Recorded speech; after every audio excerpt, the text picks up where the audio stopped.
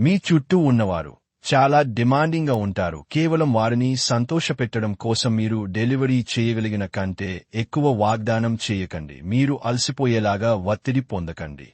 చికాకును, అసౌకర్యాన్ని పెంచే ఆర్థిక సమస్యలు మీ తల్లిదండ్రుల సహాయం అందడంతో ముగింపుకి వచ్చేలాగా ఉన్నాయి. మీ ఉదార స్వభావాన్ని మీ స్నేహితులు దుర్వినియోగం చేయడానికి ఒప్పుకోకండి.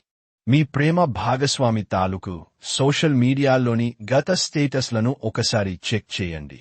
మీకు ఒక మంచి సర్ప్రైజ్ దొరుకుతుంది. ఉద్యోగ కార్యాలయాల్లో మీరు మంచిగా భావించినప్పుడు ఈ రోజులు మీకు మంచిగా ఉంటాయి.